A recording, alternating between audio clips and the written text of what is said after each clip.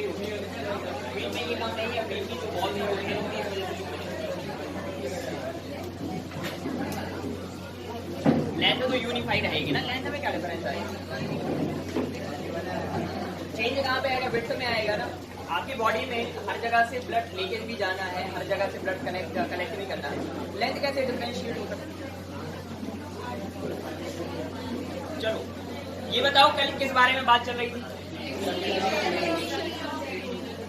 What are the components of excretory system in human being?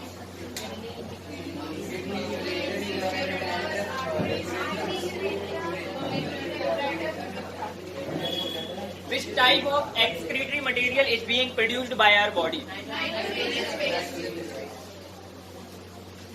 कहाँ से आया?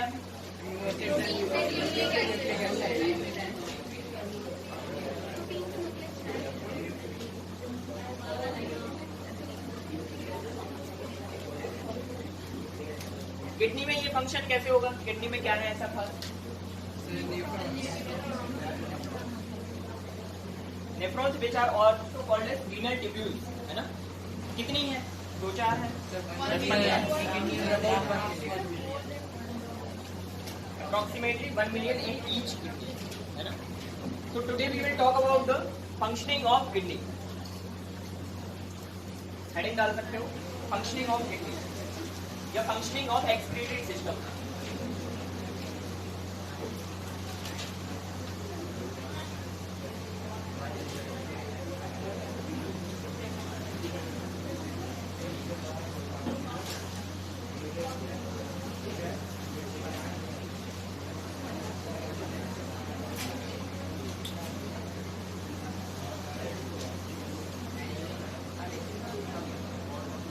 As we know that main organ of excretory system is kidney. तो जो भी काम होगा वो सारा कहाँ होगा? किडनी के अंदर होगा, ठीक है? अब किडनी के अंदर भी बहुत सारी यूनिट्स हैं जिनको हमने कहा रीनल ट्यूब्यूल, और इसकी जो स्ट्रक्चर है बहुत ज्यादा कॉम्प्लेक्स है। कितने स्टेप में यूरिन फॉर्मेशन की प्रोसेस होती है, किसी को पता है क्या? ब्रॉडली कितने स्टेप्स बना सकते हैं हम, या कितनी कैटेगरीज बना सकते हैं? नहीं,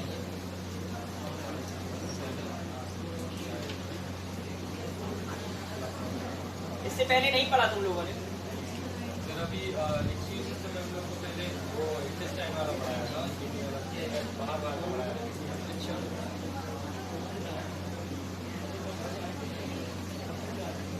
हमें जहाँ तक याद है 8th क्लास की रिफ्रेशर में तक दी है ये process.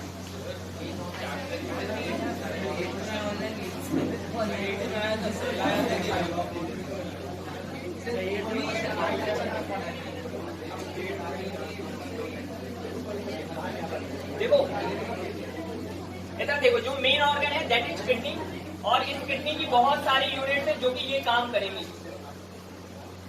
Structural and functional unit of kidney are called as nephron.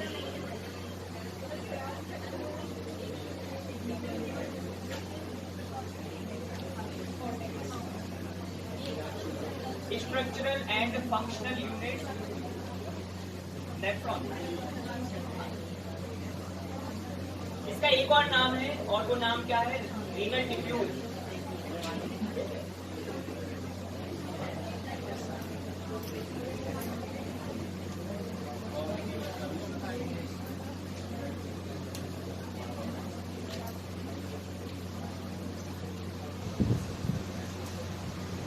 कितना यूरिन फॉर्म होता है पूरे दिन भर में? 1.5 लीटर। तुम्हें पता है तुम्हारी किडनी एक दिन में, मतलब दोनों किडनी मिलके 180 लीटर फिल्ट्रेट जनरेट करती है। 180 लीटर।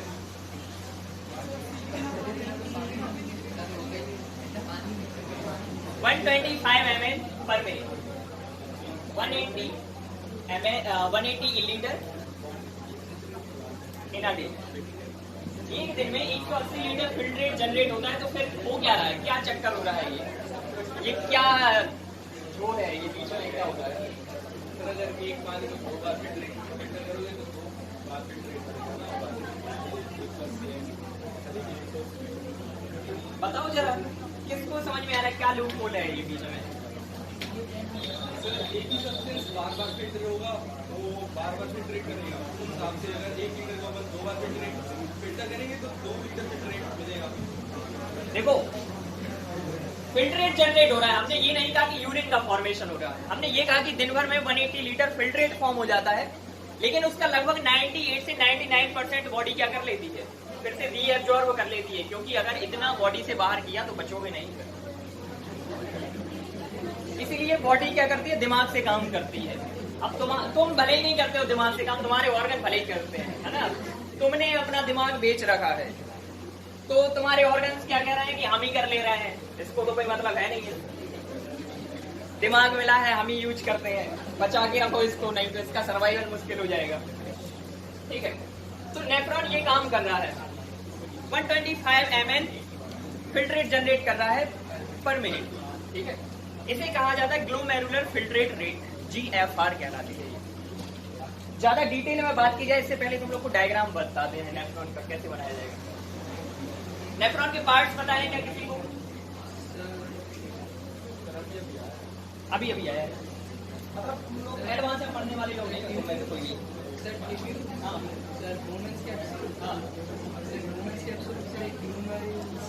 चलो इसको यहाँ पे अपन फ्लो चार्ट बनाएंगे, इससे पहले डायग्राम बनाते हैं, अच्छे से बनाना, ठीक है। केंचुए नहीं दिखने चाहिए किसी की कॉपी में। उसकी स्ट्रक्चर वैसे रिसेंबल कर दिया उससे, तो तुम नहीं तो रियल में केंचुए बना दो, यहाँ पे दौड़ा दो तुम।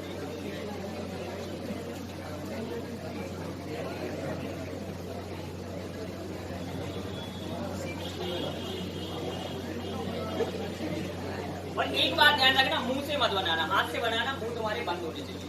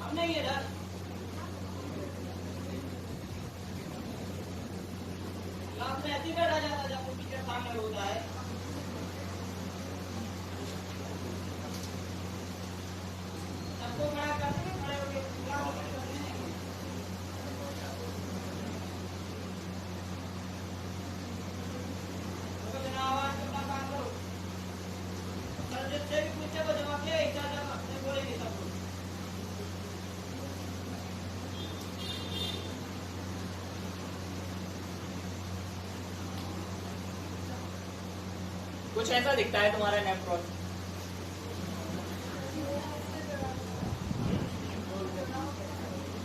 यहाँ पर हाँ तो जुड़ा ही रहेगा ना, बता रहे हैं ना, सारी चीज बता रहा है। कलेक्टिंग डक्ट कहलाती है। यहाँ से जो यूरिन का फॉर्मेशन होके जाएगा वो डक्ट में ओपन होगा ना कहीं जाके। कल बताया था कि वो चैनल बनते हैं, फिर माइनर चैनल बनते हैं, मेजर चैनल बनते हैं, तो फिर वहां पे जाके ओपन होगा, फिर उसके थ्रू यूरिटर से बाहर निकल के आएगा। तो देखो यहाँ पे कौन कौन से पार्ट है। ये ऊपर से आ रही है ब्लड वेसल, क्योंकि ब्लड लेके आएंगे तभी तो फिल्टर होगा। यहां से वापस चली जाती है।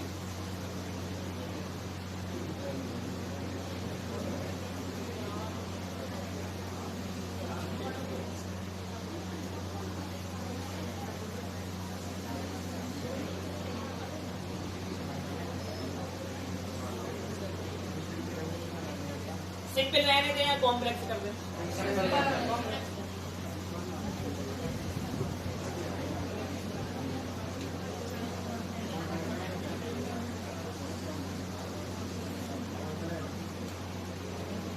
देखो ये जो सबसे ऊपर वाला पार्ट है जो कप जैसे स्ट्रक्चर का है, that is called as Bowman's capsule कहलाता है ये।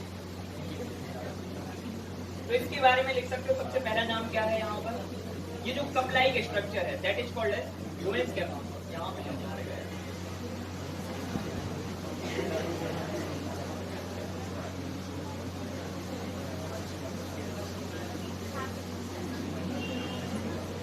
फिर देखो ये जो ब्लड वेसल यहां से आ रही है that is called as efferent arteriole. Artery आगे चल के क्या बनाती है, थिन चैनल से बनाती है, उसे क्या कहा जाता है, आर्टेरियोल्स कहा जाता है ना। और ऐसे आर्टेरियोल जो किसी ऑर्गन की तरफ जा रहे हो उन्हें क्या कहा जाता है, एफरेंट कहा जाता है। दो टर्म है यहाँ पे, एफरेंट एंड इफरेंट। तो जो जा रहे हैं ऑर्गन की तरफ उसे क्या कहा जाएगा, एफरेंट कहा जाएगा। तो ये किस तरह की आर्टेरियोल है, एफरेंट आर्टेरियोल है। और जो यहाँ से ब्लड लेके वापस चले जाएंगे उन्हें क्या कहा जाएगा, इफरेंट आर्टेरियोल। यहाँ देखो जरा नीचे की तरफ जो आर्टेरियोल है, आर्टेरियोल ने नीचे जाके क्या बनाया, चैनल बनाए। आर्टरी जब आगे चल के चैनल बनाती है तो उसे क्या कहते हैं, मतलब आर्टेरियोल से भी आगे चल के जब चैनल बनेगी तो क्या कहलाएंगे, कैपिलरीज कहलाते, पता है ना। सबसे फाइन चैनल्स क्या होते हैं, कैपिलरीज होते हैं। तो यहाँ पे कैपिलरीज एक बहुत बड़ा नेटवर्क बना लेंगे, पूरी रेटिकुलम लाइक स्ट्रक्चर बना लेंगी, उससे क्या कहा जाता है, ग्लोमेरुलस कहा जाता है।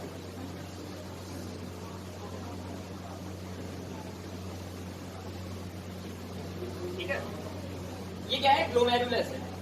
अब ग्लोमेरुलस एंड वुमेन्स कैप्सूल को मिला के क्या कहा जाता है, मैल्पिहियन बॉडी कहा जाता है। किस चीज को मिला के, देख लेना, ये नहीं तो समझ में नहीं आएगा डायग्राम, फिर मत कहना। सबसे पहले ब्लड वेसल आई, जो ब्लड वेसल आई उसे हमने क्या कहा, एफरेंट आर्टेरियोल कहा, है ना। आर्टरी आगे चल के फाइन चैनल से बना रही है क्योंकि एक ही नेफ्रॉन तो है नहीं, हर एक नेफ्रॉन को लेके जानी है ना ब्लड सप्लाई। तो सोचो कि आर्टरी को कितना ज्यादा डिवाइड होना पड़ेगा। तो ये एफरेंट आर्टेरियोल कहलाती है। आगे चल के इसने बहुत सारी कैपिलरीज बनाई। यहाँ पे एक तुम लोग को एक्सेप्शन भी बता रहे बॉडी का।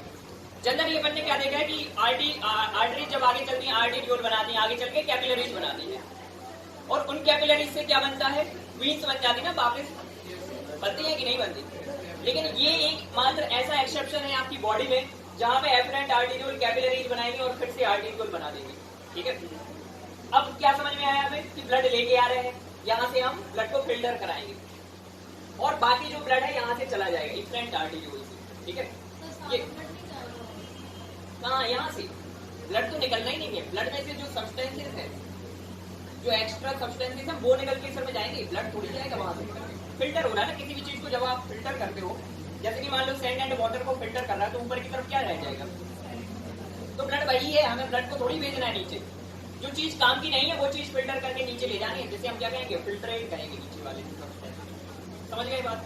तो नीचे क्या आएगा, वाटर आएगा, यूरिया आएगा, अमोनिया आएगा, जो भी उसमें सॉल्ट होंगे, एक्स्ट्रा सॉल्ट, वो सारी चीजें कहाँ जाएगी, नीचे आ जाएगी। आपका जो ब्लड है वो कहाँ बच जाएगा, ब्लड कहाँ चला जाएगा, फिर आगे चला जाएगा। समझ गए। देखो फिर इसके बाद ये जो फाइन चैनल बना है कैपिलरीज का, that is called as glomerulus. ठीक है, और दो चीजें जैसे कि वुमेन्स कैप्सूल एंड ग्लोमेरुलस, इन दोनों को मिला के क्या कहा जाता है, अब भी बताया था, मैल्पिहियन बॉडी, वो सब लिख देंगे अभी हम, बस यहाँ देखते चलो। फिर इसके बाद ये नेफ्रॉन का पूरा ट्यूबुलर पार्ट स्टार्ट होता है, यहाँ से लेके ये कैप्सूल के नीचे से लेके जितना भी पार्ट है that is called as tubular part of nephron. कितने डिफरेंशिएशन दिखाई दे रहे हैं बताओ जरा, कितने जोन पहचान पा रहे हो यहाँ पे, यहाँ से लेके यहाँ तक कितने दिख रहे हैं, 3 दिख रहे हैं ना। एक ये वाला जोन दिख रहा है, फिर इसके बाद एक ये वाला दिख रहा है, और एक ये बीच वाला दिख रहा है। ये 3 जोन है, इन्हें क्या कहा जाता है, एक कहलाता है पीसीटी यानी कि प्रॉक्सिमल कॉन्वोल्यूटेड ट्यूब्यूल, फिर नीचे वाला कहलाता है लूप ऑफ हैनले, और लास्ट वाला क्या कहलाता है, डीसीटी डिस्टल कॉन्वोल्यूटेड ट्यूब्यूल। ठीक है, ये पूरा का पूरा पार्ट ये क्या कहलाता है, पीसीटी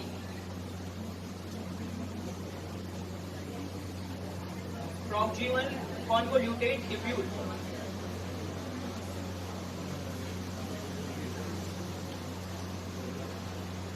और बायोलॉजी में कोई भी चीज रटने की नहीं है। जिन लोगों ने बदनाम किया हुआ है बायोलॉजी को कि रटने का सब्जेक्ट है, हर एक चीज बहुत लॉजिकल है, बहुत टेक्निकल है।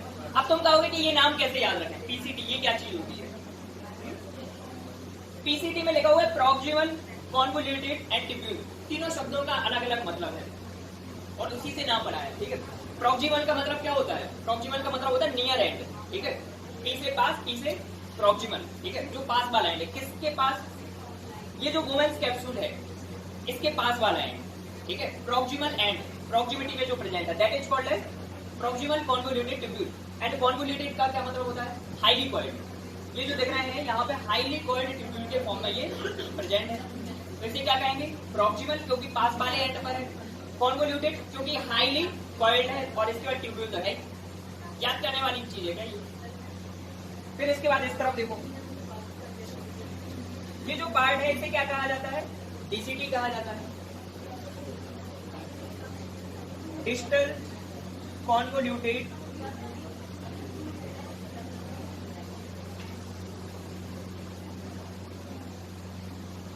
ट्यूब्यूल।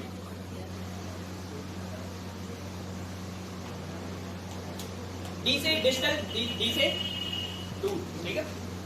क्या है यहाँ पर? जो आपको ट्यूब्यूल वाला पार्ट दूर दिख रहा है, किससे दूर? बोवेन कैप्सूल से डिस्टल एंड पर है, that is called as distal convoluted tubule. समझ गए? फिर इसके बाद ये लूप लाइक स्ट्रक्चर दिख रही है, इसे क्या कहा जाता है? इसे कहा जाता है लूप ऑफ हेनले, क्योंकि हेनले ने इसको डिस्कवर किया था, ठीक है। ये पूरा क्या कहलाता है? लूप ऑफ हेनले, या हेनले लूप भी लिख देते हैं शॉर्ट में।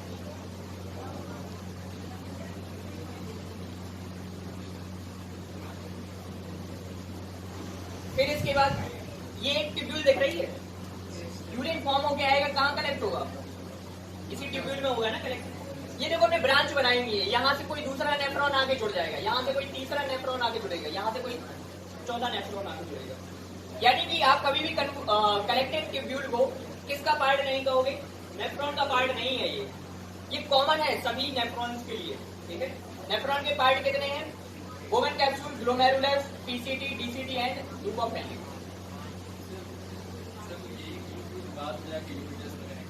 हाँ, वहीं पे जाके ये मतलब एक कलेक्टिव ट्यूब्यूल नहीं है, ऐसी लाखों है, ठीक है। ये जाके ओपन होगी और चैनल बनाएगी, छोटे छोटे बड़े बड़े चैनल बनाएगी, और फिर वो जाके यूरेटर में कंटिन्यू होगी, ठीक है। तो इसे क्या कहा जाता है? इसे कहा जाता है collecting duct. Collecting duct common है बहुत सारे नेफ्रॉन्स के लिए।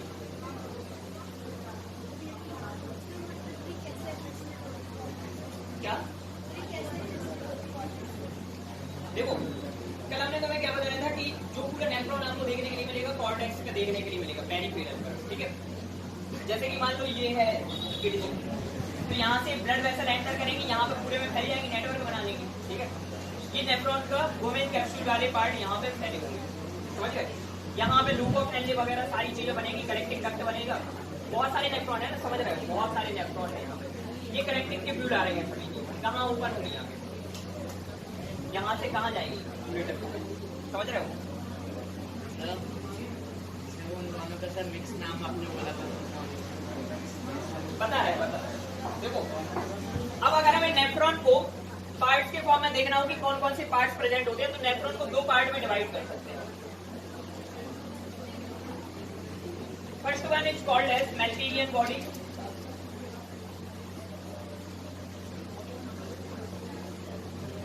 And second is called as nephronic tubules.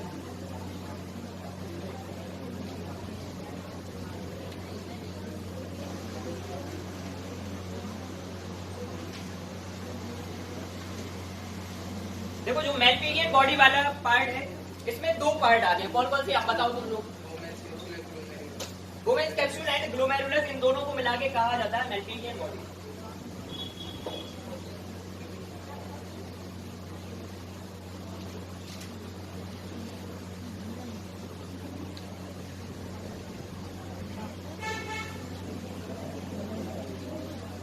और यहाँ पे क्या आएगा? नेफ्रॉनिक ट्यूब्यूल्स में क्या आएगा बताओ जरा। यहाँ पर आएगा PCT, DCT and loop of Henle.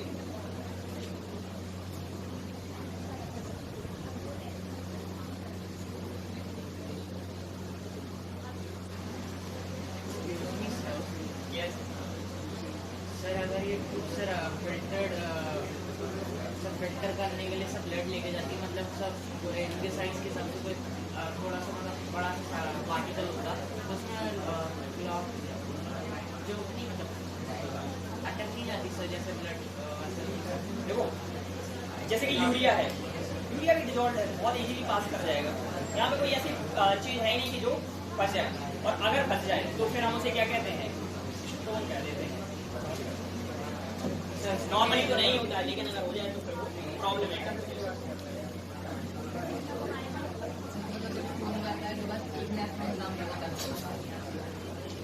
देखो अब फिर कंफ्यूज होगा, जो स्टोन है वो अलग अलग जगह पे बन सकता है, जैसे कि किडनी के अंदर फॉर्म हो सकता है। मोस्टली कहाँ बनता है ये, यूरिन मतलब यूरिन के साथ में तो आ जाएगा, लेकिन कहाँ फंस जाएगा, यूरिनरी ट्यूब्यूल्स में आके फंस जाएगा। सॉल्ट लाइक चीजें होती हैं ये, तो वहां जाके ये मतलब किस फॉर्म में हो गया, अनडिजॉल्व्ड फॉर्म में।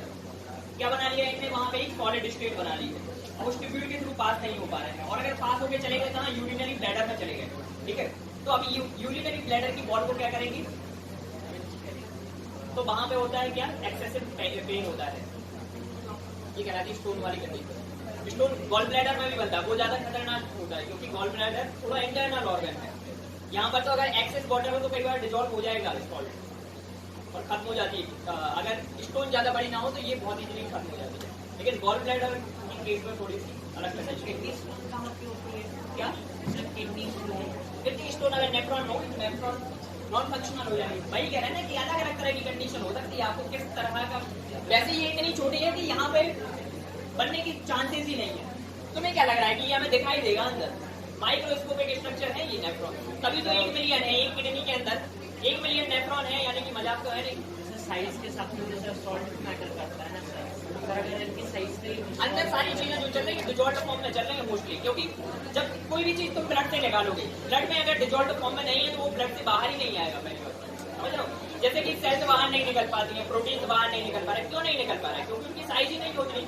अगर आप किसी चीज को पार्टिकुलेट फॉर्म में ले आओगे तो वो वहां से पास ही नहीं कर पाएगा। बहुत छोटे छोटे पोर्स है, क्योंकि कैपिलरीज है, ये आर्टरीज नहीं है इतनी बड़ी बड़ी की पास होके आ जाएगा।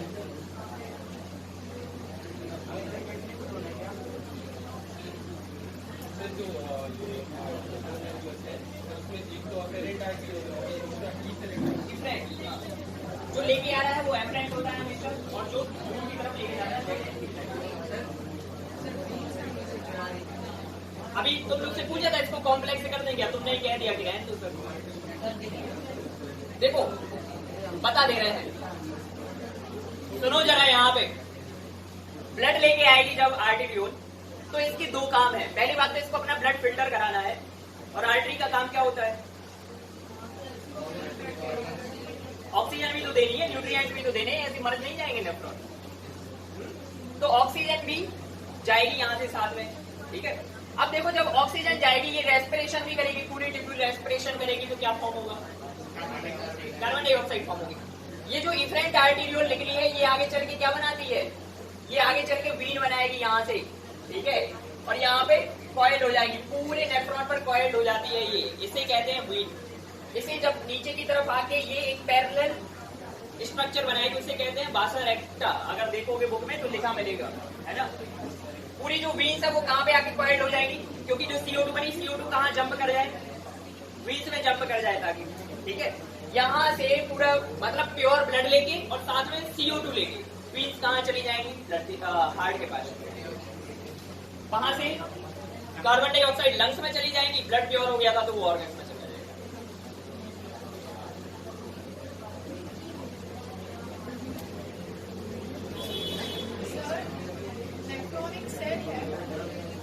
नेफ्रॉन एक सेल है?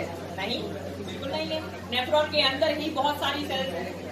देखो जैसे तुम्हें बताया, टिश्यू पढ़ेंगे ना 9th क्लास में, देखो यहाँ पर आपको मिलेगा स्क्वेमस एपिथेलियम की लेयर मिलेगी, फिर यहाँ पे पूरे में आओगे तो यहाँ पे आपको क्या मिलेगा, क्यूबॉइडल एपिथेलियम की लेयर मिलेगी, और वो भी कैसी होगी, वो भी होगी सीरिया वाली नहीं होगी, वो तो स्ट्रेटिफाइड होता है। फिंगर लाइक प्रोजेक्शन बनेंगे यहाँ पे। बिलाई, माइक्रो बिलाई वाली सेल्स होती है क्यूबॉइड के साथ में। क्यूबॉइड के जो क्यूबिकल सेल्स हैं उनके ऊपर क्या बने होते हैं, फिंगर लाइक प्रोजेक्शंस बने होते हैं, जिसे क्या कह देते हैं, क्यूबॉइडल बिलाई सेल्स प्रेजेंट है यहाँ पे एब्जॉर्प्शन कराना, अभी बात करेंगे उसके बारे में। वैसे यहाँ पे देखो कितनी सारी सेल्स प्रेजेंट है, एक सेल का नहीं बनाया नेफ्रॉन, सेल होती ही नहीं।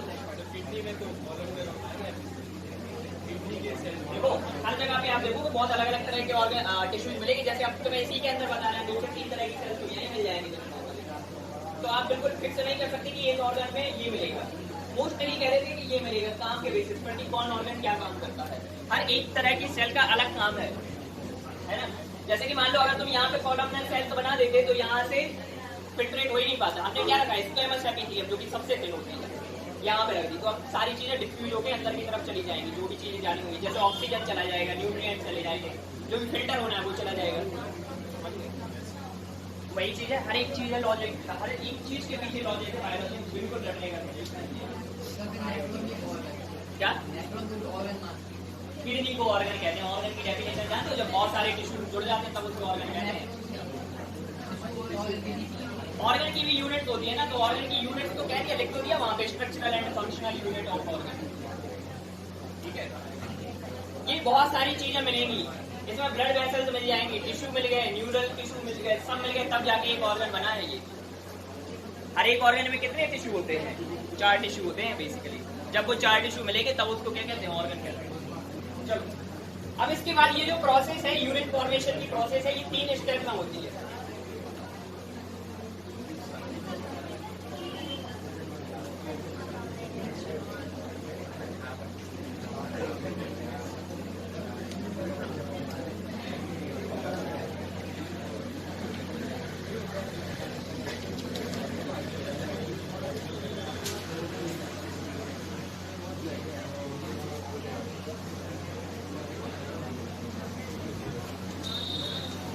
देखो पहला स्टेप होता है that is called as ultrafiltration या ग्लोमेरुलर अल्ट्राफिल्ट्रेशन इसको कहा जाता है।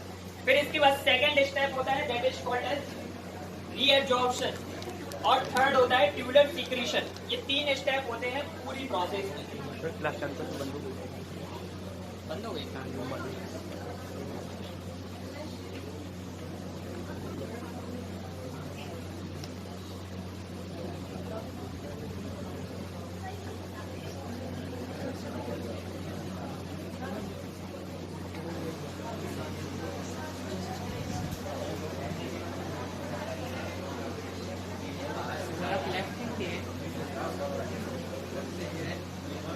मिक्सचर है हमारे साथ, लिखते लेफ्ट हैंड से है, बैटिंग राइट हैंड से कर मेरे साथ बैटिंग वाले हम दोनों हैंड से कर लेते हैं। लेफ्ट हैंड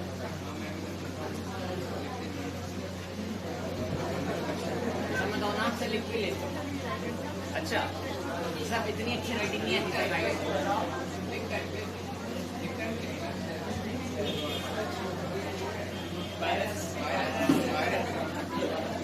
ठीक है, चलो अल्ट्रा फिल्ट्रेशन में बताओ क्या होगा।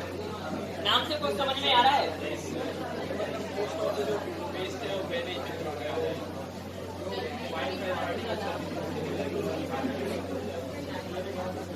देखो सबसे फर्स्ट स्टेप है that is called as ultra filtration. 3 layer के थ्रू यहाँ पे फिल्ट्रेशन होता है। कौन सी 3 लेयर होती है? एक तो ग्लोमेरुलस जो है, इस ब्लड वेसल की एक बॉल होगी ना कोई, ये भी एपिथेलियल लेयर है। फिर इसके नीचे होती है एक बेसमेंट मेम्ब्रेन जो बीच में पड़ी होगी, ठीक है। फिर इसके बाद एक नीचे की लेयर है जो कि किसकी बनी हुई है? बोमन कैप्सूल की लेयर बना रही है, ठीक है। उसमें भी स्पेशल टाइप ऑफ सेल होते हैं। इन 3 लेयर के थ्रू ब्लड में से जो भी चीजें हैं वो कहाँ चली जाएंगी? फिल्टर होते हुए कहाँ चली जाएंगी बताओ जरा? नीचे की तरफ मूव कर जाएंगे कि नहीं? देखो 3 लेयर है यहाँ पे। कौन कौन सी लेयर है? सबसे पहली ब्लड वेसल की लेयर है। यहाँ पर ब्लड वेसल के अंदर क्या है? ब्लड है, ठीक है। पहली लेयर ये क्रॉस करनी पड़ेगी। ये कौन सी लेयर है? ये होती है epithelial layer, squamous epithelial layer. और अगर तुम लोगों ने 9th में टिश्यू अच्छे से पढ़ा हो तो एपिथेलियल लेयर के नीचे एक मेम्ब्रेन होती है that is called as basement membrane, ठीक है। ये बेसमेंट मेम्ब्रेन प्रेजेंट है, तो सेकंड लेयर हो गई। फिर इसके बाद तीसरी लेयर जो वुमेन्स कैप्सूल की बनेगी वो ये लेयर होगी, ठीक है। यहाँ पे स्पेशल टाइप ऑफ सेल्स होती है जिन्हें क्या कहा जाता है? पोडोसाइट्स कहा जाता है। तो कितनी लेयर हो गई बताओ? 3 लेयर हो गई। इन 3 लेयर के थ्रू क्या होगा? ब्लड आपका फिल्टर होके जाएगा। तो ब्लड नहीं पहुंचेगा नीचे, ये मत सोच लेना। क्या जाएगा ब्लड से?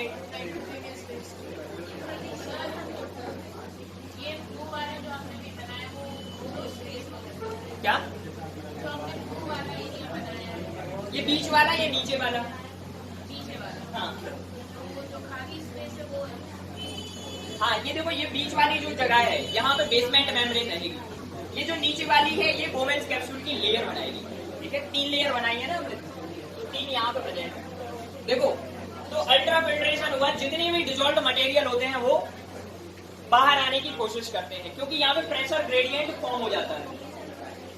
देखो, यहाँ से ब्लड आ रहा है, ठीक है, 3 तरह के प्रेशर काम करते हैं, तुम्हें उतना जानने की जरूरत नहीं, बस इतना ध्यान रख लो कि यहाँ पे प्रेशर हाई हो जाता है, यहाँ पे प्रेशर कितना हो जाता है, लो हो जाता है। हाई प्रेशर से लो प्रेशर की तरफ चीजें मूव कर जाती है। तो जितना भी मटेरियल है, डिजोल्व मटेरियल, जितनी भी चीजें आ सकती हैं वो कहाँ आ जाएगी? नीचे की तरफ आ जाएगी। क्या क्या आ जाता है उसमें? देखो जरा, यूरिया आ जाएगा नीचे की तरफ, ठीक है, फिर इसके बाद वाटर आ जाएगा, फिर इसके बाद सॉल्ट आ जाते हैं, फिर इसके बाद अभी यहाँ पे कहानी नहीं रुकेगी, ग्लूकोज भी आ जाएगा, एमिनो एसिड आ जाएंगे, यूरिक एसिड आ जाएगा, अमोनिया, जितनी भी चीजें सारी की सारी बाहर निकल जाएगी। तो तुम सोचो 180 लीटर का फिल्ट्रेट बन कैसे रहा है? कैसे बन रहा होगा 180 लीटर फिल्ट्रेट? ऐसे ही तो बन रहा है कि ये इसको बिल्कुल पूरा परफेक्शन से काम करने की आदत है। कह रहा है कि बिल्कुल नहीं छोड़ेंगे, जितना है इसको पहले नीचे भेजो, फिर इसमें से जो भी वेस्ट है उसको अलग करो, फिर इसके बाद देखेंगे। देखो, इसमें से कौन सी चीज बाहर नहीं आ पाएगी, ये बताओ, ब्लड में से कौन सी चीज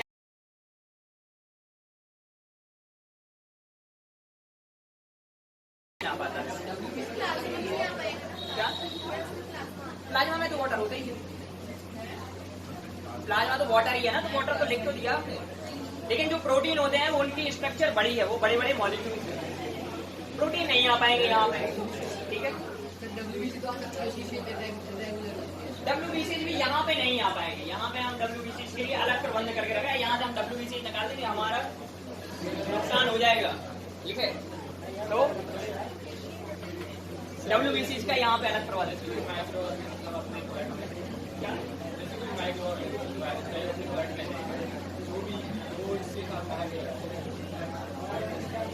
माइक्रो ऑर्गेनिज्म अगर निकला है तो यहाँ पे इन्फेक्शन कॉज कर देंगे, नहीं निकलने चाहिए। मतलब तुम्हारी कंडीशन ठीक है कि निकल सकते हैं, लेकिन नहीं निकल सकते। लेकिन ब्लड में घूम रहा है ना, ब्लड में WBC है, अगर सही से, अगर वो ज्यादा पावरफुल नहीं है या तुम्हारे बॉडी में WBC सही है, सारी चीजें सही है, तो उसको वही खत्म कर देंगे। इतने सारे चेक पॉइंट से थोड़ी निकल के यहाँ तक अंत तक आ पाएगा वो। लास्ट चेक पॉइंट समझ लो इसको, तो मतलब यूरिन के फॉर्म में बॉडी से बाहर ही था ना, पूरी बॉडी में घूम घाम के आगे कहीं नहीं भरा, तो फिर तो बहुत खतरनाक कंडीशन है, आप बहुत खतरनाक दुश्मन से खड़े हो फिर, ठीक है। तो ये क्या कहलाता है? अल्ट्रा फिल्ट्रेशन कहलाता है। क्या क्या निकल गया बाहर? यूरिया आ गया, water, salt, glucose, amino acid, uric acid, सारी चीजें आ गई। कितना फिल्ट्रेट जनरेट हो जाएगा? देखो जरा, 125 ml पर minute and 180 litre per day. Kidney, दोनों किडनीज का मिला के, एक नेफ्रॉन का नहीं है।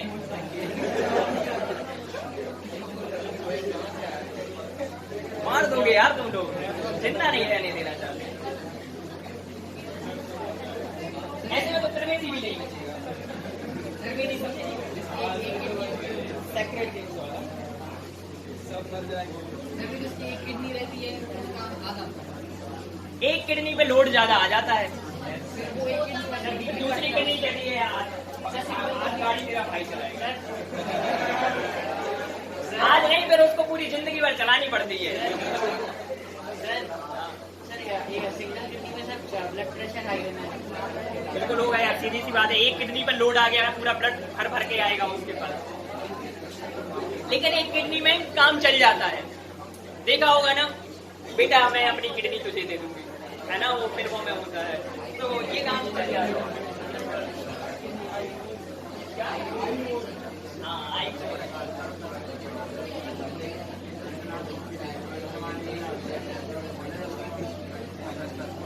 चलो, फिर इसके बाद सेकेंड स्टेप क्या है? सेकेंड स्टेप है डीएब्जॉर्प्शन।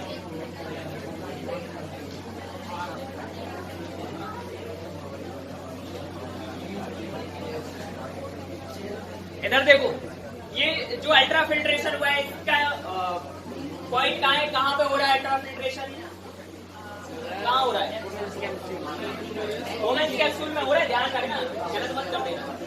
अगर वोमेन्स कैप्सूल कहे तो भी ठीक है, अगर वो मैक्टीनियन बॉडी कह दे तो भी ठीक है।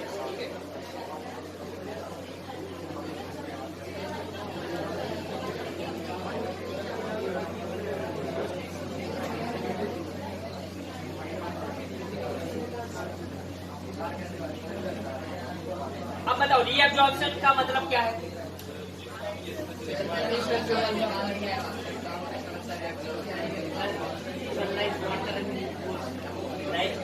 अब क्या है कि इतने हाई रेट पे फिल्ट्रेट बन रहा है कि हमारा सर्वाइवल कठिन हो जाएगा। तो फिर ये पीसीटी कहेगा कि भाई पागल हो गए हो क्या, क्या कर रहे हो जी, बिल्कुल दिमाग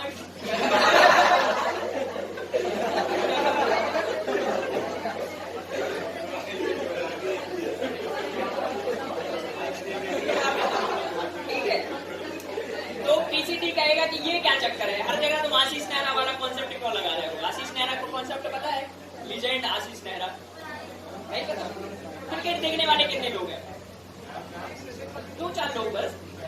अरे समझ में नहीं आई बात, चलो हटाओ, तो बात ही समझ में नहीं आई। अरे वो आशीष नेहरा नहीं, हर बार में वो बैठा रहता है कॉमेंट्री में, कहता है अचूपा अगर इसने लेंथ वॉल डाली होती तो ज्यादा सही होता है ना।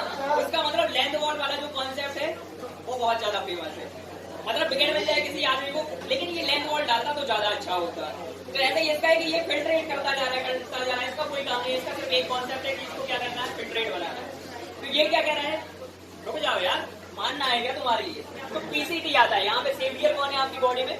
पीसीटी, एनए लूप ही है, डीसीटी नहीं है, ठीक है। डीसीटी उतना ज्यादा हेल्प नहीं करता है।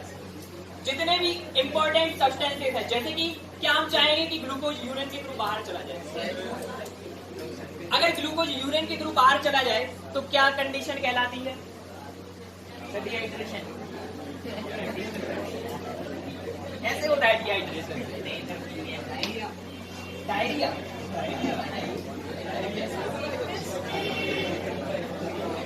मुझे एक बहुत बड़ी कंडीशन है, तुम लोग को पता नहीं है, बताओ यार।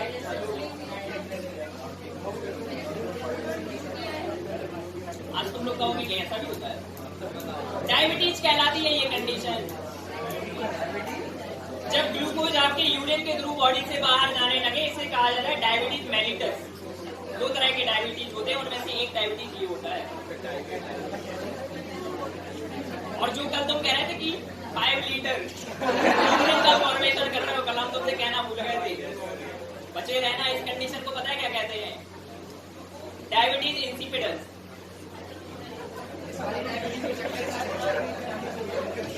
पॉलीयूरिया कहा जाता है, ऐसे कहा जाता है पॉलीयूरिया, बहुत ज्यादा यूरिन का फॉर्मेशन हो जब, ठीक है। तो सही से चेक करना, इतना होता ही नहीं है, क्योंकि तुम अलग रिपोर्ट ब्रेक करने पे लगे।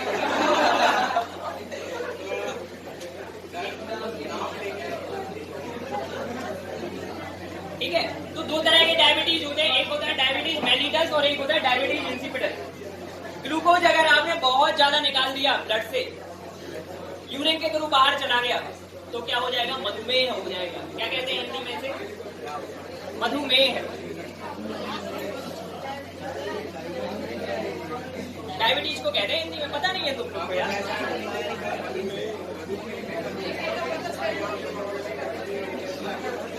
बहुत खतरनाक नाम है हिंदी में। हिंदी में नाम सुनोगे तुम लोग बेहोश हो जाओगे।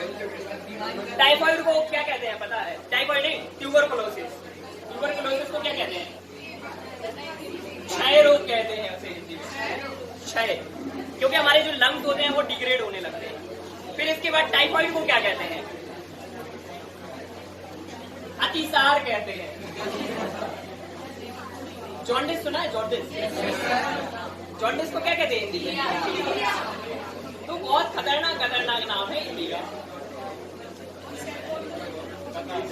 किसका? सेल्वा कोशिका भित्ति कहते हैं उसको, कोशिका झिल्ली कहते हैं उसे। हार्ट अटैक को हृदय आघात।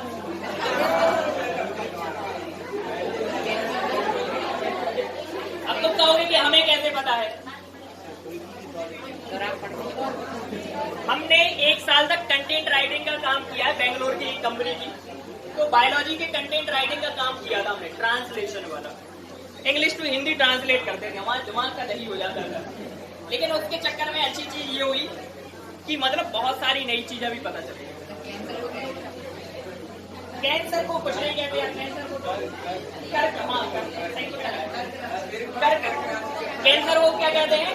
कर्क रोग कहते हैं। लिखा होता है ना वो उसके ऊपर, चेतावनी, वैधानिक चेतावनी।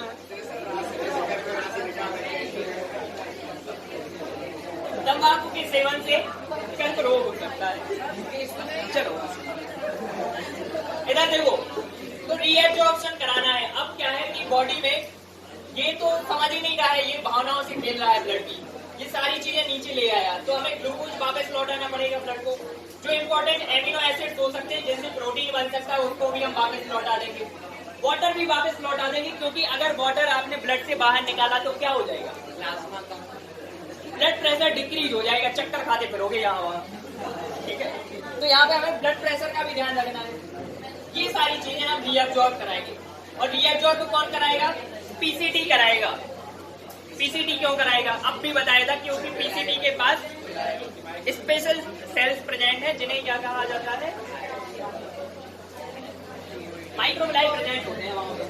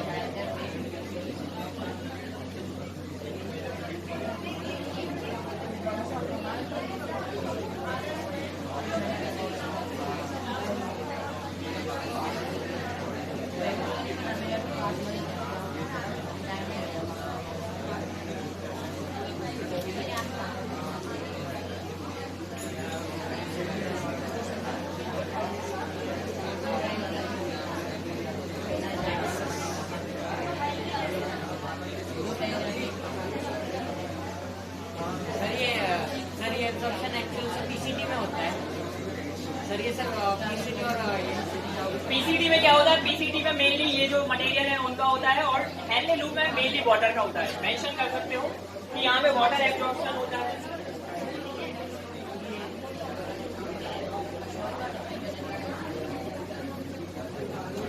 वाटर बैलेंस बनाने का काम हेनले लूप का होता है। इसमें भी बहुत सारी चीजें हैं बताने के लिए, लेकिन इसकी जरूरत नहीं है। आपको बेसिक पढ़ाइए, सब वही है सर। क्या बेसिक नहीं है ना सर, हम इसलिए बस इसलिए बेसिक ही बता रहे हैं, क्योंकि यहाँ पे भी बहुत सारी चीजें हो जाती हैं। लेकिन वैसे ऐसा नहीं कि सिर्फ वाटर एब्जॉर्ब करना है, कभी वाटर डाल भी देगा एक्सेस, कभी वाटर निकाल भी देगा।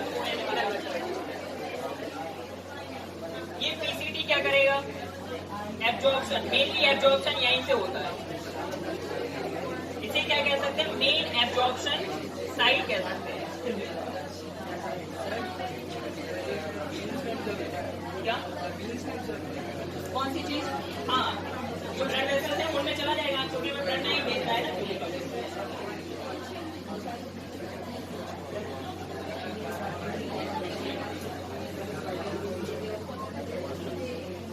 देखो ये लगभग कितना होता है? 99% तक हो जाता है। 98 से 99% इस चीज का जो भी फिल्ट्रेट आया है उसका लगभग 98 से 99% रीअब्जॉर्ब करा देंगे। और यहाँ पे भी एक टर्म मेंशन कर लेना कि ये सारा का सारा जो मटेरियल यहाँ पे बन के आया है that is called as filtrate, glomerular filtrate कहा जाता है इसे।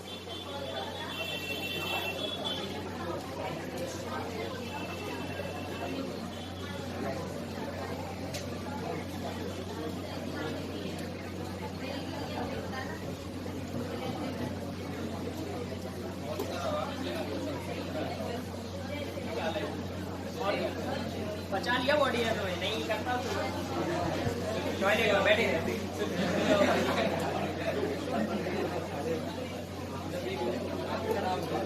फिर तुम कहते हो विक्की कौशल टाइप, ये दुख का एक हद है।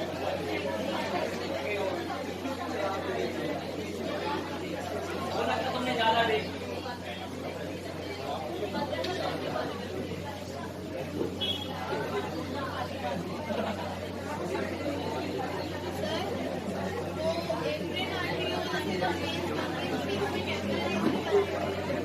कहाँ पर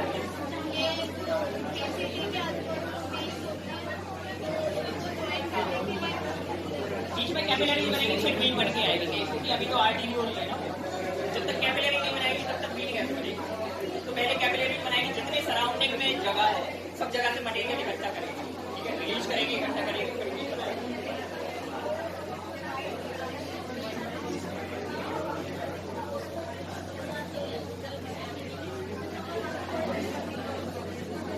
फिर इसके बाद थर्ड स्टेप होता है कौन सा? क्या नाम बताया था थर्ड स्टेप का?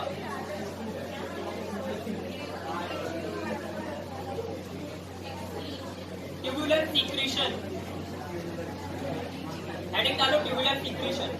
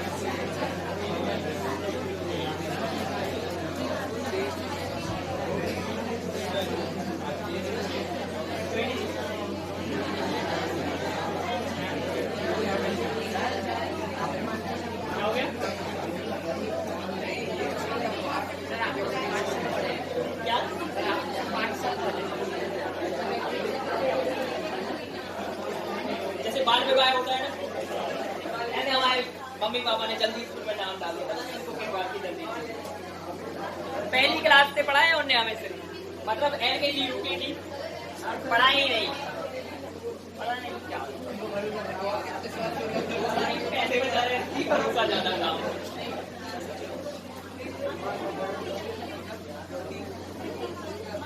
देखो यहाँ तक की बात क्लियर है क्या?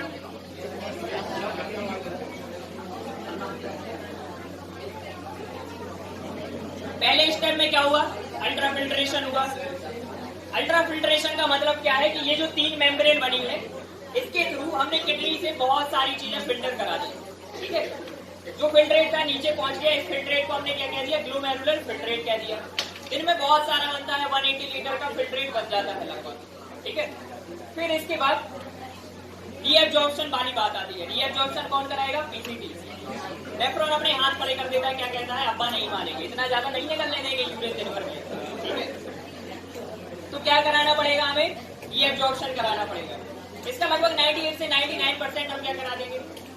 रीएब्जॉर्प्शन करा देंगे, क्योंकि इसमें इंपॉर्टेंट चीजें भी है ना। सोचो जरा, ग्लूकोज बॉडी से बाहर निकलने लगे, डायबिटीज हो जाएगी, मतलब बॉडी में एनर्जी नहीं रहेगी। ग्लूकोज चला जाए हमारी बॉडी से, क्या होगा? एनर्जी नहीं रहेगी ना, रेस्पिरेशन होता है उसके साथ। फिर इसके बाद एमिनो एसिड प्रोटीन बना सकते थे अगर इम्पोर्टेंट होते तो इनको भी करा लेंगे। और इसके अलावा वाटर एक्स्ट्रा है तो इसको भी करा लेंगे, और सॉल्ट को भी करा देंगे, क्योंकि वाटर एंड सॉल्ट क्या करता है? ब्लड प्रेशर को मेंटेन करने का काम करता है। अगर आपने एक्सेस में निकाल दिया तो दिक्कत हो जाएगी, और बढ़ा लिया तो भी दिक्कत हो जाएगी, ब्लड प्रेशर बहुत ज्यादा बढ़ जाएगा, स्ट्रोक की प्रॉब्लम हो जाएगी। फिर इसके बाद क्या होगा, रीएब्जॉर्प्शन किसने कराया, पीसीटी ने कराया और हेनरी लूप ने कराया। थर्ड स्टेप है जिसे कहा जाता है ट्यूबुलर सीक्रेशन। यहाँ पे क्या करेगा, डीसीटी जो एक्स्ट्रा, जैसे कि मान लो आपने कभी पानी कम पिया और वाटर निकालो, ठीक है, तो और वाटर निकाल लेंगे हम, जितना फिल्ट्रेट है उसमें से हमने वाटर तो खींच लिया था और भी खींच लिया। अगर मान लो कि बहुत ज्यादा पानी आ गया आपकी बॉडी में तो उस टाइम पे वाटर ऐड हो जाएगा, जो एक्स्ट्रा सॉल्ट होंगे वो भी आके ऐड हो जाएंगे। और फिर इसके बाद क्या कहेगा नेफ्रॉन, इससे जा सिमरन यहाँ से हो जाएगा यूरिन प्रोसेस। इसके बारे में अगर अगली क्लास में बात करेंगे, डायलिसिस की बात करेंगे। डायलिसिस समझते हो ना, क्या होता है डायलिसिस? किसी की किडनी अगर सही से काम ना कर पाए,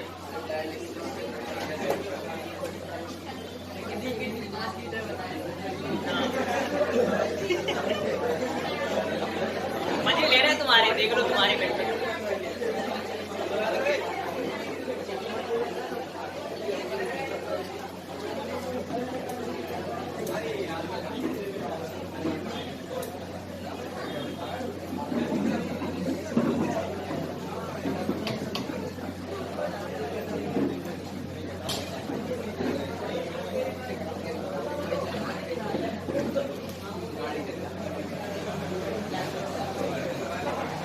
हाँ तो तुम क्या कहते हो, बाहर कहीं बोलो कि सही हो रहा है, कुछ भी बोल दो या क्या फर्क पड़ता है?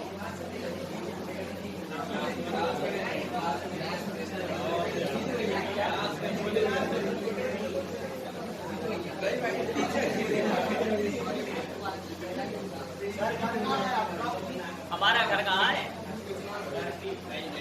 टेढ़े टेढ़े बताएंगे, सही सही बता, सीधे सीधे बता रहे हैं। तो भारत चौक के यहाँ पे है श्री राम कॉलोनी। अब तुम लोग यहाँ मकरौनिया वाले होगे तो तुम्हें पता नहीं होगा कि भारत चौक कहाँ है। सिविल लाइन के आगे थोड़ा सा तुम्हें पता ही नहीं, भारत चौक नहीं पता, तुम्हें मेन जगह बता रहे थे, कॉलोनी क्या बताओ क्या?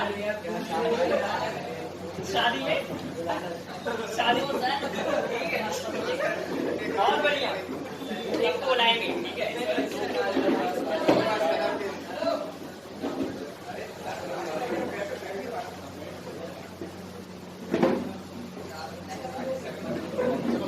क्या हो गया? अरे बिल्कुल एक मैसेज करेंगे।